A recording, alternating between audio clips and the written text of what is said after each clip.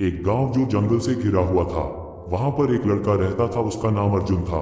अर्जुन बहुत ही शांत और सरल स्वभाव का था, पर उसे अंधेरे से बहुत भय लगता था।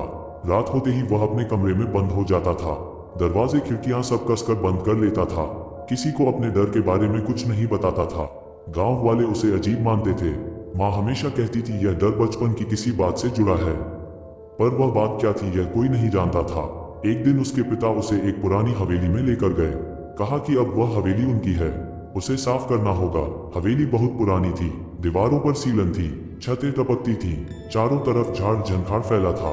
अर्जुन को उस जगह से अजीब सी घुटन महसूस हुई, पर उसने कुछ नहीं कहा। हवेली में पहला दिन बीत गया। रात होते ही हवेली का माहौल बदलने लगा। दरवाजे खुद ब खुद बंद होने लगे, खिड़कियों से ठंडी हवा आने लगी, दीवारों से अजीब सी आवाजें आने लगी। अर्जुन ने महसूस किया कि वह अकेला नहीं है। उसने खिड़की से बाहर देखा। बगीचे के कोने में कोई खड़ा था, एक लंबा सा साया, सफेद कपड़ों में, बाल बहुत लंबे, चेहरा धुंध में छिपा हुआ। डरावना स्वर में कहा गया। अर्जुन की सांस रुकने लगी, उसकी आंखें फटी की फ्री रह गई। अगली सुबह जब वो उठा तो उसके पैरों पर मिट्टी के निशान थे। बिस्तर के पास पानी की बूंदें गिर रही थीं और दीवार पर लिखा था, मुझे इंसाफ चाहिए। अर्जुन ने अपनी माँ से बात की, पर माँ ने कहा कि यह सिर्फ सपना था। पिता ने हंसकर टाल दिया, पर अर्जुन जानता था जो वह देख रहा है वह सपना नहीं है। रात को उसने एक बार फिर वही साया देखा, पर इस बार वह साया बोल रहा था, एक धीमी पर साफ आवाज। उस आवाज में दर्द था। वह कह रही थी, मुझे वापस लाओ, मुझे वह सब दो जो मुझसे छीना गया। अर्जुन के शरीर में कुछ बदलने लगा था। वह अब खुद को पहचान नहीं पा रहा था। कभी कभी वह किसी और की तरह चलने लगता, कभी उसकी आवाज बदल जाती, कभी वह खुद से बात करता। गांव का एक तांत्रिक हवेली में आया।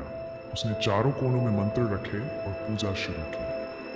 अर्जुन ने जोर जोर से चीखना शुरू कर दिया, जबकि उसकी आंखें लाल हो गई और उसके बाल हवा में उड़ने लगे।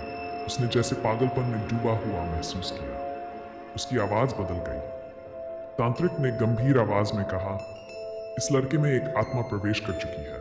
यह आत्मा अधूरी है, इसके साथ अन्याय हुआ है और अब ये न्याय मांग रही है। तांत्रिक ने हवेली के तहखाने की ओर इशारा किया। वहां खुदाई शुरू हुई। जमीन के नीचे एक सड़ी हुई लकड़ी का संदूक निकला। संदूक के अंदर एक पुराना लहंगा था, एक टूटा हुआ खिलौना और एक पत्र। पत्र में लिखा था, मेरा नाम काम्या है, मैं एक किन्नर हूँ। मैंने गांव के अनाथ बच्चों के लिए स्कूल खोलना चाहा, पर जमींदारों ने मेरी जमीन छीन ली। मुझे नीचा दिखाया गया, मुझे मारा गया और इस हवेली में दफना दिया गया। मुझे समाज से कोई डर नहीं था, पर मैंने जो सपना देखा था वो अधूरा रह गया। अब मैं वापस आई हूँ अपना सपना पूरा करने, अपनी पहचान को वापस लेने। मुझे वो सब चाहिए जो मेरा था। अर्जुन अब पूरी तरह बदल चुका था। अब उसके भीतर काम्या थी। एक एक करके गाँव के जुर्म करने वाले लोग गायब होने लगे। हवेली में हर रात चीखें गूंजती, दीवारों पर खून से लिखे नाम दिखाई देने लगे। एक रात अर्जुन हवेली के बीच खड़ा हुआ। चारों तरफ आग जल रही थी। उसके पीछे काम्या का साया था। गांव के लोग डर कर भागने लगे।